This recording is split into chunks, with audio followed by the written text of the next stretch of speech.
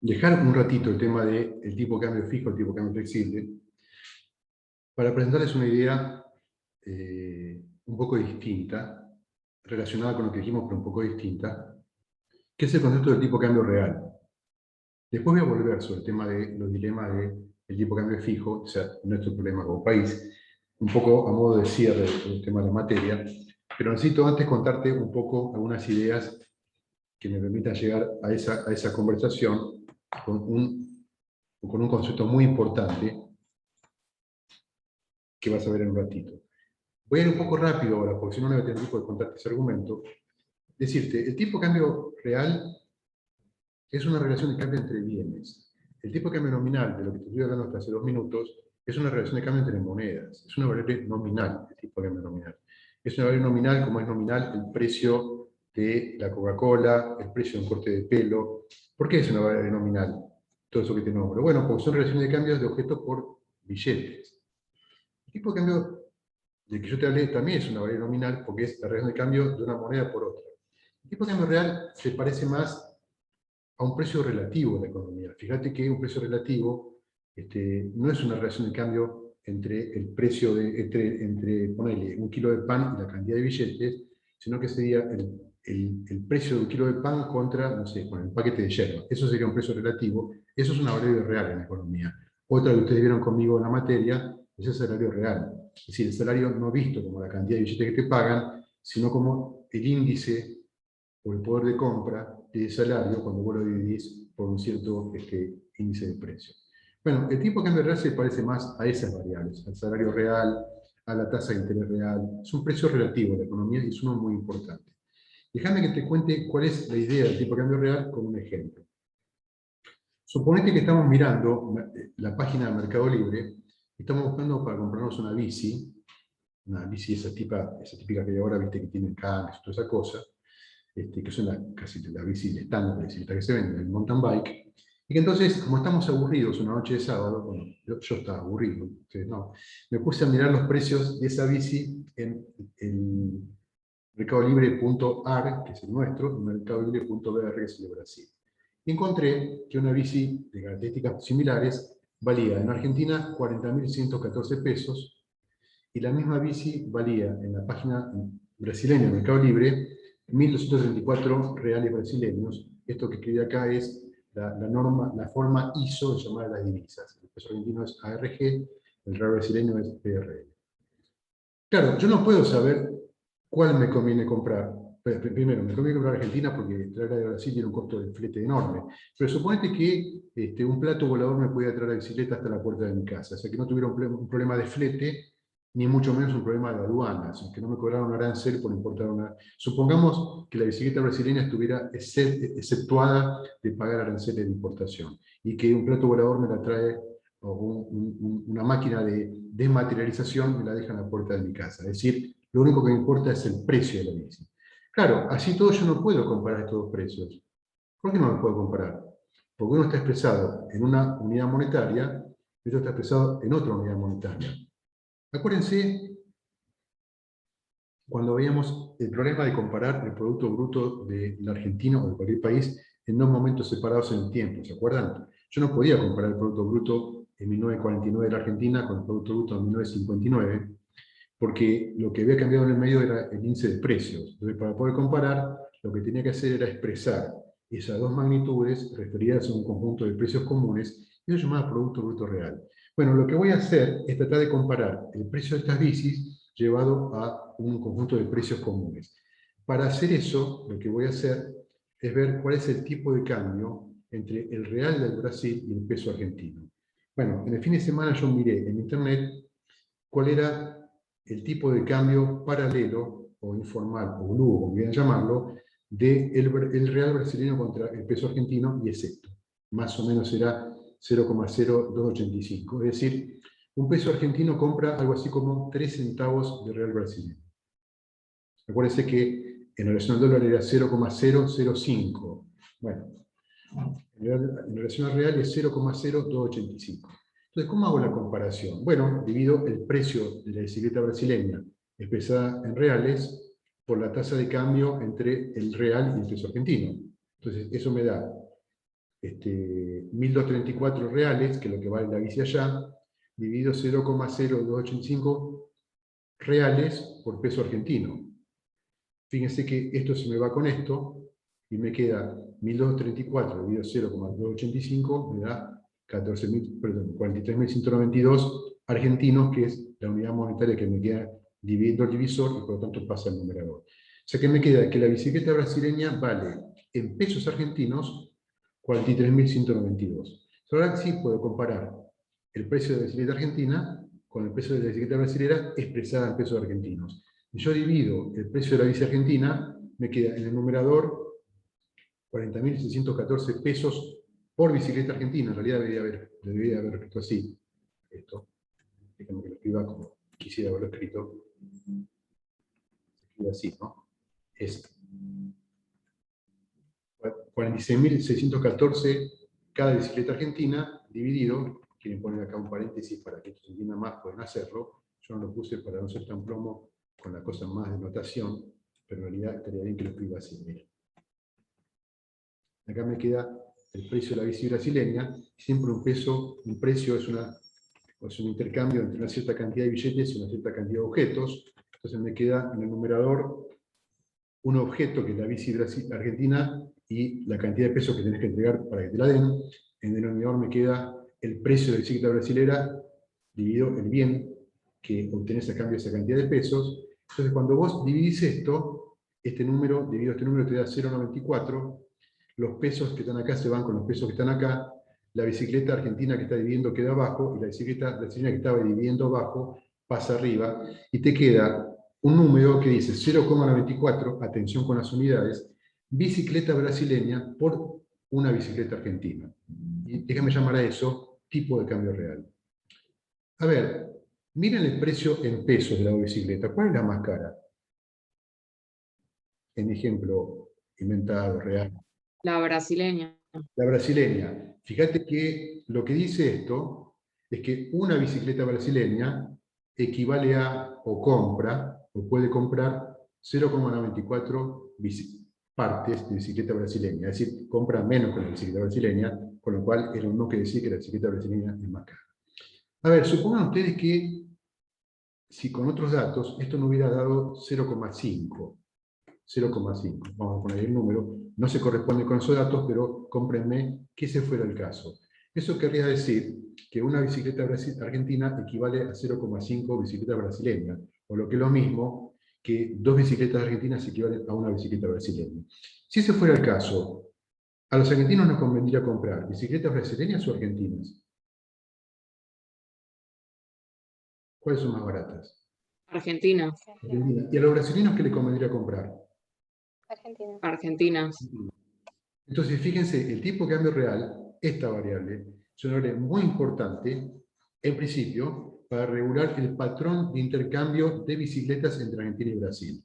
Obviamente, a quién le importa el patrón de intercambio de bicicletas, pero comprame que si nuestras economías solamente produjeran y vendieran bicicletas, Argentina tendría una balanza comercial positiva de bicicletas con Brasil, porque sus bicicletas son terriblemente competitivas en precio, comparada con las de Brasil, una vez que las expresas todas en la misma moneda.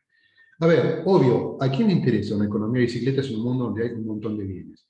Bueno, pero si vos querés analizar todos los bienes de la economía, en vez de comparar, como decimos acá, el precio acá de la bicicleta argentina expresada en la moneda doméstica, el precio de la bicicleta brasileña expresada en la propia moneda doméstica, que es igual al precio de la bicicleta brasileña dividido el tipo de cambio, y lo querés generalizar a toda la economía, podés reemplazar el precio de la bici argentina por un índice de precio de la Argentina, que es un índice de precio de una colección de bienes que es el Producto Bruto, el deflactor del PIB.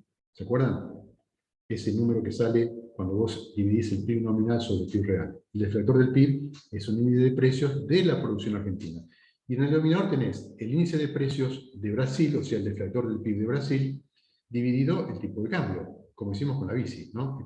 Esto sería la producción brasileña, o el índice de precios de la producción brasileña, dividido la tasa de cambio, que es la cantidad de reales que conseguís por cada peso. Entonces te va a quedar toda una expresión en pesos. Ahora, como esa cosa es muy antipática de leer, así como está escrita, déjame pasar esto que está acá dividiendo el divisor, ¿no? Este tipo de cambio. que está dividiendo al divisor de esta cuenta, arriba multiplicando. Entonces me queda que el tipo de cambio real de dos economías, el tipo de cambio real se llama bilateral, es igual a la tasa de cambio nominal que hay entre estos dos países, o sea, la relación de cambio entre el real y el peso, por el nivel de precios del país local dividido el nivel de precios del país extranjero. Llamamos a esa variable real, tipo de cambio real, relación de cambio real, relación real de intercambio o términos del intercambio. En este caso, entre Argentina y Brasil. Entonces, cuando este tipo de cambio real disminuye, los bienes locales son más baratos en relación a los bienes extranjeros y por lo tanto las exportaciones netas aumentan. Cuando el tipo de cambio real es alto, suponete que esto fuera en vez de 0,5 o cuánto nos daba acá, esto nos daba acá, porque creo que cuando era antes de cambiarlo, se me olvide, eso daba 0,94. En vez de 0,94 fuera 1,5, eso querría decir que las bicis argentinas son más caras que las brasileñas, entonces nosotros le compraríamos más bicicletas a los brasileños, ellos también comprarían más bicicletas de ellos que nuestras, pero nuestras son muy caras, por lo tanto nuestras exportaciones bajarían, nuestras importaciones subirían y experimentaríamos una balanza comercial negativa. Con lo cual, ya ves que esta es una variable muy importante, porque el tipo de cambio real es la variable que comanda la conducta de las exportaciones netas de la economía. Bueno, déjame que te cuente una teoría del tipo de cambio real que me va a servir para un poco cerrar esta clase de hoy con una teoría del tipo cambio nominal, porque van a ver que están relacionados. De hecho, están relacionados, no lo ves en la definición. El tipo cambio nominal está metido ahí adentro en la definición de tipo cambio real. El tipo cambio real es el tipo cambio nominal por este cociente de precios, ¿no? Los precios en el país propio y los precios en el país extranjero. Voy a volver sobre eso. Déjame que te cuente primero una teoría que te va a sonar un poco artificiosa desde el punto de vista de tu experiencia concreta, pero que te voy a pedir que me la compres desde el punto de vista del proceso de pensamiento y después la vamos a abandonar. Esa teoría se llama la teoría de la paridad de poder de compra, de paridad de poder adquisitivo, y que se escribe en inglés PPP, Purchasing Power Parity, o PPA en español, paridad de poder adquisitivo. Y es más o menos lo siguiente. Esa teoría es la teoría de un mundo donde todos los bienes que hay en las economías del mundo, una vez que se expresan en la misma moneda, tienen el mismo precio. Entonces, rige en ese mundo lo que los economistas clásicos llamaban ley de un solo precio. ¿Cuál sería la idea? Bueno, la idea sería que el comercio mundial está en equilibrio, que hay free trade, libre cambio, y por lo tanto no hay ninguna posibilidad de que los precios de los bienes se desacoplen en distintas plazas. Suponete que, no sé, que el precio de un bien en el país A fuera sistemáticamente mayor que el precio de ese bien en el país B. Entonces, alguna persona, un personaje que en la economía llamamos un arbitrajista, que es uno que hace ganancias por comprar un bien barato y venderlo más caro, podría comprar ese bien en el país que tiene el precio más bajo y venderlo en el país que tiene el precio más alto, donde él se ganaría la diferencia. Ahora, fíjate, si una persona compra bienes en un país donde ese bien está más barato, retira los bienes de ese país. Entonces, ¿qué efecto tiene eso sobre el país donde retira los bienes? Donde la oferta de bienes es menor o alguien se compró la producción.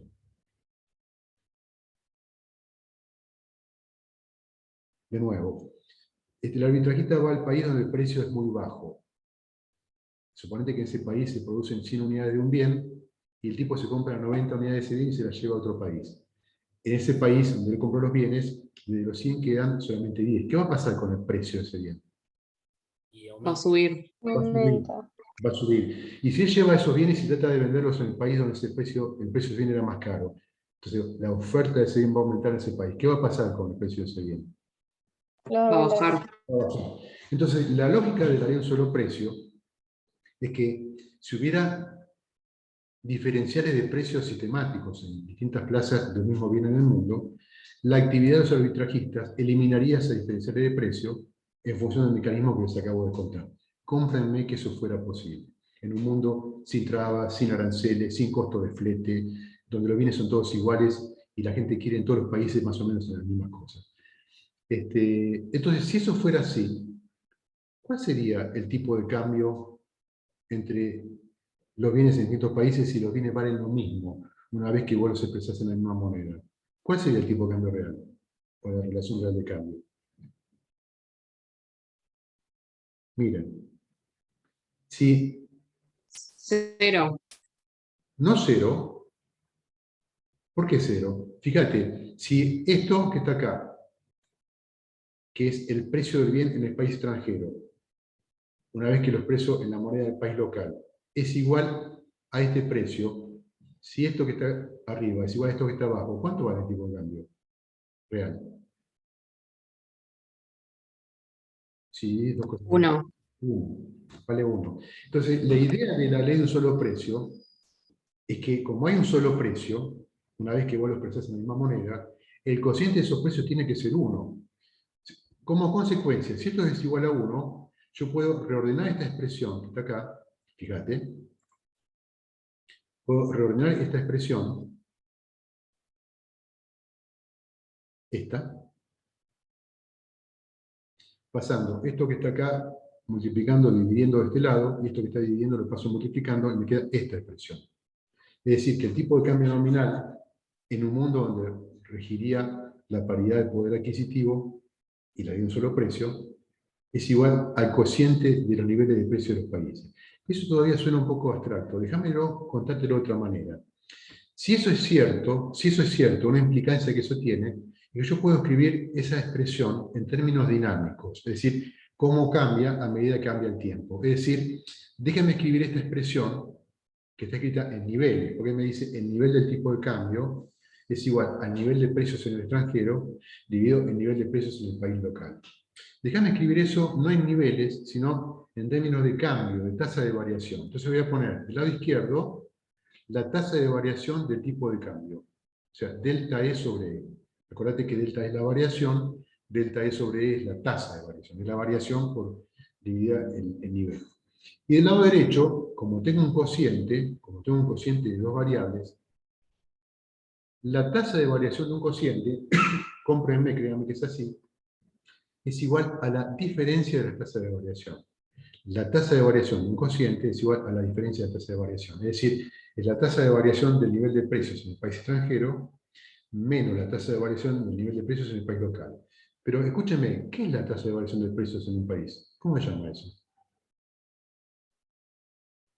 Inflación. Inflación. Entonces, lo que dice esta teoría es que la tasa de variación del tipo de cambio, la tasa a la que se aprecia el tipo de cambio, si esto es positivo, si delta E es positivo, quiere decir que hay un aumento del tipo de cambio, se está apreciando. Es decir, la velocidad a la que se aprecia el tipo de cambio es igual a la diferencia entre la inflación en el país extranjero y la inflación en el país local. Suponete que la inflación en tu país local es más baja que la inflación en el país extranjero. La teoría de la paridad de poder adquisitivo predice que entonces tu moneda se está apreciando contra la moneda extranjera. Pensemos el caso contrario, que es más fácil para entender, especialmente en el caso de la Argentina, porque es la norma, lo habitual. En general, nuestra inflación suele ser más alta que la inflación de nuestros socios comerciales. Es decir, la inflación de Argentina es más alta que la inflación de China, es más alta que la inflación de Uruguay, es más alta que la inflación de Brasil, de Estados Unidos, de la Unión Europea o de Chile. Es decir, en nuestro caso, esta inflación, la nuestra, es más alta que esta. Es decir, ¿cuánto vale o cuál es el signo de este término en nuestra experiencia?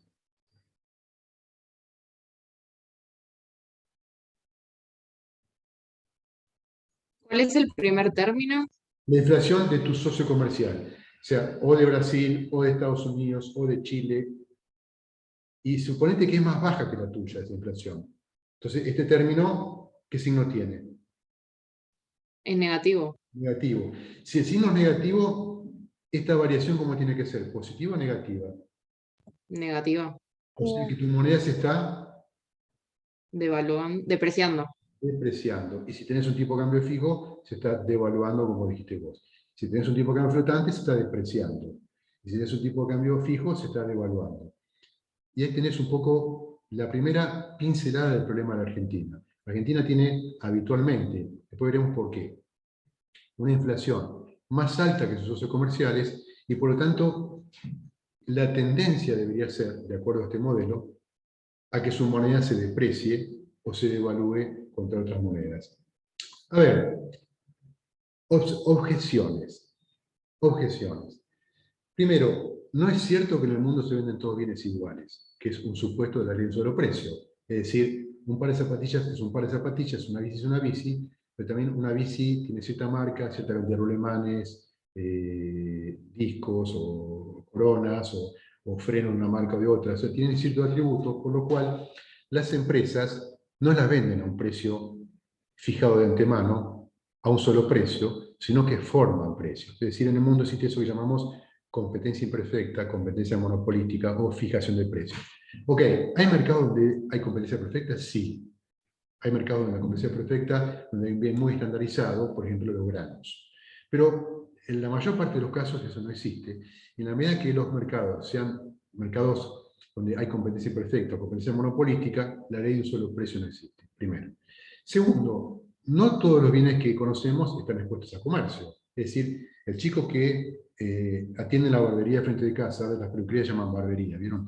El chico que atiende la barbería frente de casa y hace diseños fantásticos en la cabeza de la gente que tiene cabello, que en mi caso, no puede exportar el excedente de corte de pelo. Es decir, los servicios, eso es un servicio, no son bienes expuestos, no son bienes transables, no están expuestos a comercio. Y si no están expuestos a comercio, no aplica sobre ellos la ley de un solo precio. O sea, hay ninguna razón por la cual el precio del trabajo del chico que tiene la barbería frente de casa sea igual al precio de un corte de pelo en Milán, en New York o en París, sencillamente porque esos bienes no se intercambian. Y por lo tanto, su precio lo determina la oferta y la demanda doméstica. Es decir, no rige la paridad de poder de compra. Y además, como ustedes saben, los gobiernos de los países imponen todo el tiempo un conjunto de restricciones a los precios, ponen aranceles, ponen cuotas de importación, cuotas de exportación, restricciones a las exportaciones, que también impiden que los precios converjan. Con lo cual, uno debería abandonar, para analizar la conducta del tipo de cambio nominal, la idea de que rige todo el tiempo la paridad de poder adquisitivo. ¿Puede ser cierto a largo plazo? Puede ser cierto a largo plazo, pero a corto plazo no es cierto. Entonces, ¿qué hacemos en un mundo donde no rige la paridad de poder de compra para tener una teoría del tipo de cambio nominal que no satisfaga, como esta que vimos hace un ratito, que dice que la conducta del tipo de cambio se explica por la diferencia de inflación? Nada, ir a la definición del tipo de cambio. Acordate que esto es una definición, o sea, esto es cierto porque es una definición, y lo que yo puedo hacer es tratar de transformar esto en una explicación de la conducta del tipo de cambio nominal. ¿Cómo hago eso? Bueno, lo que hago es despejar el tipo de cambio nominal en función de todo lo demás términos que están en esta expresión, que es una definición. Entonces digo, de acá puedo pasar este nivel de precios de acá este lado multiplicando, y este nivel de precios de este lado dividiendo, y me queda esta expresión que dice que el tipo de cambio nominal es igual al tipo de cambio real por el nivel de precios en el exterior dividido el nivel de precios en casa. O sea, el nivel de precios en el interior. ¿Qué hago ahora? Bueno, lo vuelvo a escribir en tasa de variación. Yo quiero tener una teoría de cómo cambia la cotización de mi moneda respecto de otra. Entonces vuelvo a escribir. La variación de este lado de la identidad o de la igualdad tiene que ser igual a la variación de este lado. Fíjate, de este lado tengo un producto y un cociente. Créanme que cuando vos tenés la variación de un producto, se transforma en la suma de las variaciones. Cuando vos tenés la variación de un cociente, se transforma en la resta de las variaciones. Como resultado, si yo aplico a todo esto la tasa de variación, me queda que la tasa de variación del tipo de cambio acá, nominal, es igual a la tasa de variación del tipo de cambio real de esto, más, porque acá está multiplicando, la tasa de variación de los precios en el país extranjero, menos, porque esto está restando, este término, la tasa de variación de los precios en casa. Ahora fíjate, de nuevo, esto es la inflación en el país extranjero, y esto es la inflación en el país propio. Con lo cual yo puedo escribir todo este choclo así: la tasa de variación del tipo de cambio real más la diferencia entre la inflación en el país extranjero menos la inflación en el país propio. Finalmente, tengo una explicación que no tiene deudas con ningún supuesto, porque es nada más la aplicación de la definición del tipo de cambio real, que dice que la apreciación nominal de mi moneda, que es esto, es igual a la apreciación del tipo de cambio real más la diferencia entre la inflación exterior menos la inflación interior. A ver, eso es siempre cierto, ya no depende de que vos compres la paridad por adquisitivo o la bien sobre precio, eso siempre es cierto. Entonces, bueno, ¿Qué te dice la teoría del tipo de cambio nominal a largo plazo? O sea, ¿de qué depende la evolución del tipo de cambio? Primero, del aumento del precio relativo de las exportaciones, que es esto. Acuérdate que epsilon, o sea, esta letra, es el precio relativo de la bici tuya, de la bici brasileña contra la bici tuya, o de todos los bienes tuyos contra todos los bienes del otro país. Es decir, es el precio relativo de tus exportaciones netas. Esto es la diferencia entre la inflación exterior y la inflación doméstica. Entonces, tu tipo de cambio nominal se aprecia o bien porque aumenta el tipo de cambio real, tus bienes se están volviendo caros respecto de los bienes del resto del mundo, o bien porque tu inflación es más baja que la inflación del país exterior, por esto. O sea, esos son los dos mecanismos que explican por qué se puede apreciar tu tipo de cambio nominal. Por lo tanto, también te sirven para explicar por qué se deprecia tu tipo de cambio nominal. Tu tipo de cambio nominal se puede depreciar porque el precio relativo de tus bienes se abarata respecto de los bienes de los demás países, o porque tu inflación es mayor que la inflación del país exterior y tu término negativo. O sea, porque o esto es negativo o esto es negativo. Y eso es una explicación completa, porque aplica siempre con independencia de cuál sea tu supuesto sobre la conducta de los precios en el mundo. Fíjate, un caso especial de esta explicación más general de la conducta del tipo de cambio nominal sería el siguiente. Suponete que la relación de cambio entre los bienes no es igual a 1, como en la paridad de poder adquisitivo y como en la de un solo precio, sino que es una constante distinta de 1, pero que es fija. Es decir, suponete que este número, epsilon, el tipo de cambio real, es una constante fija. 2,5, 2, 3, no importa, una constante. ¿Cuánto vale este término, todo este término, si epsilon es una constante?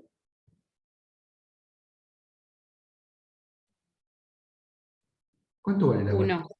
¿Cuánto vale la variación de una constante? ¿Cuánto vale la variación de 4? Nada, cero, porque no varía, 4 es 4, ¿no? Gabriel. Sí, sí, sí, no hay variación. Entonces. Entonces, este término vale cero si es una constante. Si es una constante, es el caso especial de lo que se llama la paridad de poder adquisitivo relativa. Relativa, es decir, el precio no es el mismo, pero las relaciones de precios están fijas en las economías. Supongamos que eso fuera cierto. Supongamos que eso fuera cierto para ver dónde llegamos. Fíjate, si eso es cierto, este término vale cero, y por lo tanto, otra vez, la tasa de apreciación de tu moneda es igual a la diferencia de inflación. Bueno, eso nos sirve para explicar en el caso de Argentina, cuya inflación suele ser más alta que la de los usos comerciales, porque su moneda se está depreciando todo el tiempo.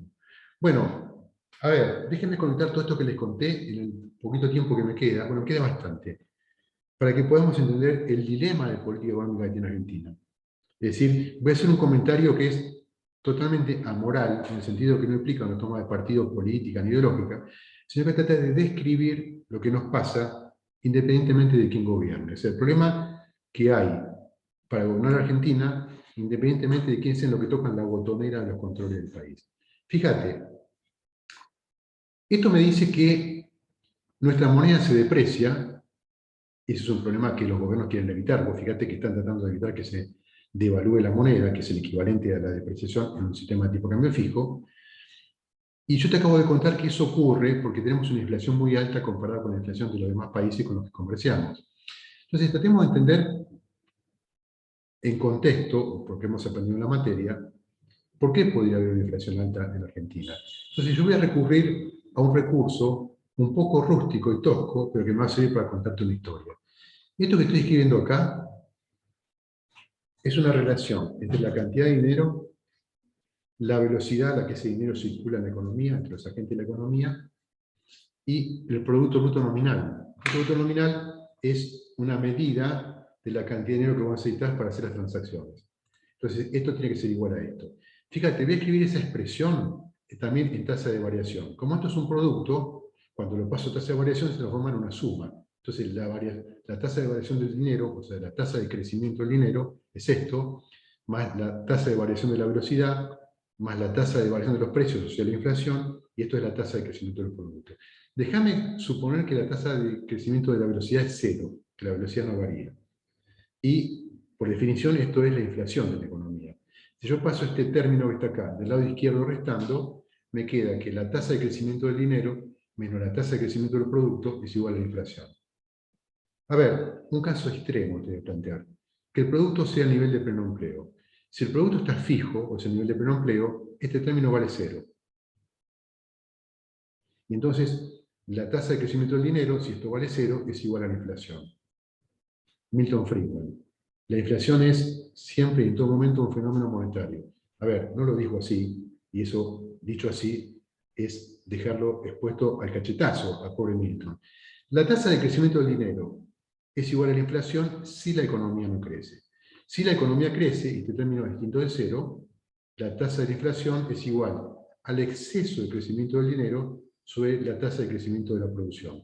¿Por qué? Porque si la producción crece, vos tenés que aumentar la cantidad de dinero, porque si no lo hicieras estarías induciendo una recesión. Lo que esta expresión dice, así como está escrita, sin el supuesto de que esto sea igual a 0, es que si la tasa de crecimiento del dinero es mayor que la tasa de crecimiento del producto, vos estás acelerando la inflación. Y si vos estás acelerando la inflación, vuelvo acá, vos estás impulsando una presión hacia la depreciación o la devaluación de tu tipo de cambio. Entonces la pregunta final es, bueno, finalmente, si los gobiernos saben que aumentando la cantidad de dinero por encima de la tasa de crecimiento de la producción, que es algo que Argentina está haciendo hoy, la economía crece a una velocidad mucho menor a la que crece la oferta monetaria, ¿por qué los gobiernos hacen eso? Si saben que ese exceso de crecimiento del dinero sobre la producción genera una presión inflacionaria y si eso a su vez genera una depreciación o devaluación del tipo de cambio. Bueno, acá vamos a un problema que me permite para conectar todos los temas que vimos en la materia como piezas separadas, para que ahora las puedo poner en un gigantesco rompecabezas. Los gobiernos tienen 3 maneras de financiar el déficit. Todos los gobiernos, Canadá, Francia, Argentina, Chile, Estados Unidos, tienen 3 maneras de financiar el déficit, es decir, el exceso de gastos sobre su fuente de financiamiento. Una, aumentar los impuestos, ¿no? Si vos aumentás los impuestos y no aumentás el gasto, eso reduce el déficit. Otra, vender bonos, o sea, aumentar la cantidad de bonos en circulación. Si vos vendés bonos, te haces de fondos para financiar el gasto sin aumentar los impuestos. Claro, si vos aumentás hoy la deuda de circulación porque vendiste bonos, te comprometes en el futuro a aumentar los impuestos para pagar esa deuda más los intereses. Y la tercera alternativa para financiar el déficit es emitir. ¿Por qué? Bueno, porque el gobierno puede hacer una emisión de un bono y en vez de venderlo al público, con un pasivo en poder del público, un pasivo del gobierno en poder del público, un activo del público, se lo puede ofrecer al Banco Central. El Banco Central en nuestro país está autorizado a hacer esa operación y a cambio darle pesos al gobierno, que son impresos, para que el gobierno pueda financiar el déficit, comprar dólares y pagar la deuda o lo que fuera. Fíjate, el tema es que cuando vos no podés aumentar más los impuestos, que es lo que le pasa a la Argentina, porque no hay mucho margen para aumentar más los impuestos, encima porque hay una economía en recesión, cuando vos no podés colocar deuda, porque el mundo no está dispuesto a prestarte, y de hecho estamos en un despelote bárbaro porque estamos discutiendo ya no el precio de default de los activos que fueron reestructurados el año pasado, sino nuestros problemitas con el Fondo Monetario del Club de París. O sea, probablemente nadie nos presta a corto plazo. La única posibilidad que tenés para financiarte es la emisión. A ver, ¿los gobiernos no emiten para financiarse? Sí, todos los gobiernos del mundo emiten un poco para financiarse, todos los gobiernos del mundo emiten un poco para financiarse, o emiten un grado variable para financiarse, que eso se llama señorage. Lo que pasa es que cuando los gobiernos solo emiten para financiarse, exponen a su economía dos cosas: a espiralizar la inflación, lo vamos a ver probablemente en 2 o 3 meses más después de la elección, un salto en la inflación de la Argentina, y también lo que genera es una depreciación o una presión hacia la depreciación del tipo de cambio. En el caso de un tipo de cambio fijo como el argentino, eso genera una presión a la depreciación que, como el gobierno quiere evitar, reemplaza, hoy me lo preguntaba Sore, con un cepo. Como no puede garantizar el acceso del público a un tipo de cambio a 100 pesos, porque no tiene dólares para vender a 100 pesos, entonces lo que hace es poner un cepo. Dice, mira, el tipo de cambio vale 100, pero yo no te lo puedo vender. O sea, es un tipo de cambio fijo medio raro, como que incumple una parte de la promesa. Entonces, eso es lo que te termina de explicar, es un poco esta cuadratura de círculo que estamos metidos, donde el gobierno tiene una tasa de cambio muy sobrevaluada. Sobrevaluada quiere decir que si vos vas a comprar dólares tenés que pagar 196 pesos, 198 para comprarlo, no 100. No hay ningún lugar donde vos consigas dólares a 100. Y sin embargo, al mismo tiempo, una persona que quiere vender dólares en el mercado oficial, porque consiguió esos dólares exportando un servicio, exportando un programa informático, exportando su actividad como programador, como analista político, como economista, como lo que sea, o vendiendo soja, o vendiendo celulosa, o vendiendo petróleo, tiene que liquidar esos dólares de exportación a 100, cuando para poder comprar dólares para pagar insumos de industria, tiene que comprarlos a 196, 198, 200. Digo, Argentina tiene un problema monumental en ese tema, que tiene atenazada la economía, porque no es consistente tener un dólar que enfrentan los, digamos, el sector industrial o exportador, o incluso la persona que se quiere ir de vacaciones en comprar una computadora o un bien de capital, y que tiene que comprar un dólar a 200 para hacerse de los dólares, para comprarse una notebook, o un repuesto, un burlemán, un insumo, lo que sea. Digo, ese es el problema que tiene la Argentina y al cual este equipo económico no le ha encontrado muchas salidas, o le ha encontrado salidas un poco torpes, un poco rústicas, como multiplicar los cepos y como consecuencia de los cepos multiplicar la esencia de varios tipos de cambio. El oficial más impuestos, que se llama dólar solidario, el dólar contado con liquidación, el dólar bolsa, el dólar blue, que es el paralelo, bueno, todas estas cosas que ustedes deben conocer de la prensa económica. Bueno, y yo termino acá porque creo que no me queda más cosas. Bueno, hay una hoja de resumen acá al final, que se la dejo para que lean, pero me quedo los 5 minutos que me quedan de charla para contestarle preguntas a ustedes. O sea, es un lío que tenemos independientemente, ¿viste?, de quién pongamos ahí a gobernar. O sea, es un lío que tiene este gobierno, que tenía el gobierno anterior, que hubiera tenido el gobierno anterior de haber ganado las elecciones, que va a tener este presidente o alguien del partido del gobierno si pudiera ser reelegido dentro de 2 años, que va a tener el señor Larreta o la señora Bullrich si ganan las elecciones. Cualquiera que gane las elecciones va a tener este tremendo bolonqui, porque es un problema que no se resuelve con voluntarismo. O sea, fíjate, Zoe, vos me dijiste, ¿cómo es que hay una tasa de cambio oficial pero no me venden los dólares? Bueno, el problema es que no te lo pueden vender, porque el gobierno, el Banco Central en realidad, no tiene reservas para vender a esa tasa de cambio. Entonces, sí, bueno, ¿por qué no deja que se deslice el tipo de cambio oficial y que finalmente el tipo de cambio oficial sea 140, 150, algo en el medio del tipo fijo y el tipo paralelo? Y bueno, porque eso sería permitir una reducción de los salarios reales, ¿no?, como consecuencia del chispazo inflacionario que eso generaría, y no quieren hacer eso ni hablar en la víspera de una elección. Sería admitir que el diseño de la política económica de Martín Guzmán, del presidente Fernández y el gobierno de Frente de Todos ha sido un fracaso, o que no ha conseguido los objetivos que se proponían. Bueno, ningún gobierno está muy dispuesto a admitir pagar semejante costo en la víspera de elecciones. Pero algo va a pasar por ese lado después que la gente vote el domingo que viene. Preguntas.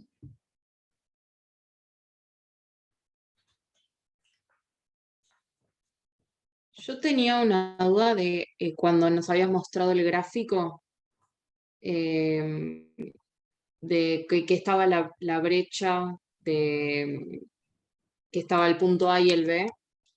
Espérate.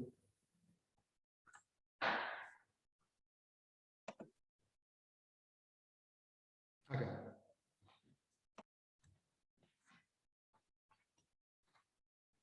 No te escucho, ¿eh? Sí, no me di cuenta que estaba muteada. Mi duda era, en este caso, que está o sea, la moneda nacional sobrevaluada, Sí. ¿no? Porque se piensa que vale más de lo que realmente vale. En esa brecha, Sí. ¿el Banco Central tiene que suplir esa Oíme, diferencia? oíme. Sí, no se piensa que vale más. Hay una decisión administrativa, incluso una decisión administrativa legítima del gobierno, eso que yo quiero que ustedes vean, de fijar una tasa de cambio distinta de la que existiría en un esquema de flotación, que sería 0,5. Como el valor que fijan está por encima, es decir, está sobrevaluado respecto al valor de equilibrio, entonces el Banco Central tiene que comprar ese excedente de pesos.